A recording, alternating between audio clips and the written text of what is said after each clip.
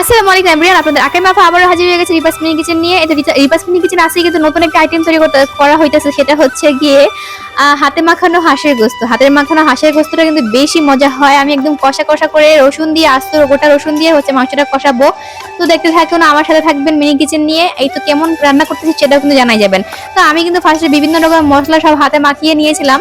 তারপরে একদম ক্লিন করে ধুয়ে রাখা হচ্ছে কিছু হাঁসের গোস্ত দিয়ে দিয়েছিলাম। তারপরে ভালো করে একদম কচলি কচলি মেখে এখন হচ্ছে পরিমাণ মতো পানি দিয়ে একদম কষা কষা করে নিব। প্রথমে একদম ভালো করে কষিয়ে নিতে হবে।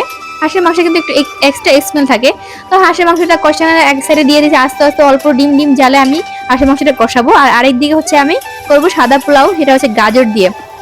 গাজরের পোলাওটা কিন্তু বেশি মজা হয়। তো আমি ফার্স্টে হচ্ছে গিয়ে পেস্টটাকে ভালো করে বেরেস্তা করে অল্প একটু উঠিয়ে নিয়েছিলাম। আর বাকি পেস্টটা দিয়ে আমি হচ্ছে আদা রসুন আর হচ্ছে গরম মশলা দিয়ে ভালো করে কষিয়ে তারপর হচ্ছে যে চাল ধোয়াটা ছিল গাজরের সাথে একসাথে হচ্ছে আমি দিয়ে দিয়েছি। এখন কাঁচামরিচ দিয়ে ভালো করে একদম ভাজা ভাজা করে নিব। ভালো করে ভাজা ভাজা করা হয়ে গেলে তারপরে হচ্ছে আমি পরিমাণ মতো পানি দিয়ে দিব। আর এখন গরম পানি দেওয়া উচিত ছিল না, আমি হচ্ছে ঠান্ডা পানি দিয়ে দিচ্ছি 1 কলস। তাই কিন্তু কয়ে যেতে ভুলবেন না যে আকাই মাফা কেমন রান্না বান্না করে, আকাই মাফা রান্না বান্না কেমন লাগে আপনার কাছে অবশ্যই কিন্তু জানাই যাবেন। কে কোথা থেকে ভিডিও দেখতেছেন সেটা কিন্তু অবশ্যই জানা যাবেন। একদিকে দেখেন আমার পোলাও হচ্ছে, আরেকদিকে হচ্ছে আমি গোটা রসুন দিয়ে হচ্ছে হাঁসের গোস্ত রান্না করতেছি। কষানো হয়ে গেছে, গোস্তটা মোটামুটি তেল উঠে গেছে। এখন আমি গোটা গোটা রসুন দিয়ে দিচ্ছি 3 টুকরা, কারণ এত বিশাল বড় বড় হাঁড়িতে রান্না করতেছি 3 টুকরা কি বলে রসুনই অনেক বেশি।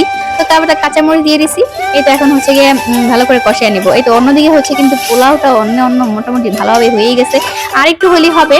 পানি চাপা আছে, তো ভালো করে শুকিয়ে নিব। এখন হচ্ছে ঢেকে রাখবো।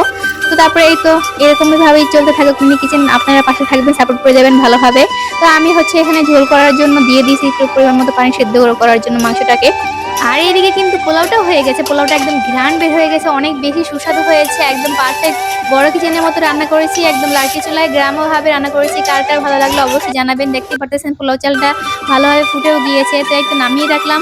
এখন হচ্ছে গিয়ে আমি যেহেতু ঘরে মেহমান আসছে, মিনি কিচেনে মেহমান বলতে কথা, তো এখানে আমি ফার্স্টে হচ্ছে যে মেহমান আসলে কিন্তু আমাদের শীতের দিনে হাঁসের গোস্ত, তারপরে চাপটি থাকে, আবার না হলে চিরুটি পিঠা থাকে, চালের রুটি থাকে, এরকম থাকে তাই না, পিঠা কিন্তু খাওয়াইতেই হয়। তো এখন আমি হাঁসের গোস্তের সাথে হচ্ছে যেহেতু পোলাও রান্না হয়ে গেছে, এখন আরেক চুলায় হচ্ছে হাঁসের গোস্তের সাথে সাথে আমি মুচমুচা একদম সিরুটি পিঠা বানিয়ে ফেলতেছি। আর এই সিরুটি পিঠাটা কিন্তু অনেক বেশি ঐতিহ্যবাহী, হাঁসের মাংসের সাথে অনেক বেশি বেশি ভালো যায়, জমে যায়। তো এই তো মেহমানগুলো কিন্তু খুব খুশি হয়ে যাবে। আমার মিনি কিচেনে আজকে মেহমান আছে, অবশ্যই কিন্তু দেখতে পারবেন ভিডিওর নেক্সট পার্টে।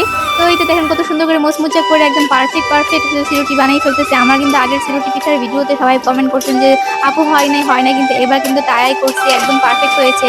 এবার কিন্তু না করতে পারবেন না। কেমন হচ্ছে অবশ্যই জানাবেন। কে কোথা থেকে ভিডিওটি দেখতেছেন সেটা অবশ্যই কিন্তু কমেন্টে জানিয়ে যাবেন। আর আমার ভিডিওটি ভালো লাগলে অবশ্যই সাথে থাকবেন এভাবেই। দেখা হচ্ছে নেক্সট কোনো ভিডিওতে। আজকের মতো এখানে, আল্লাহ হাফেজ।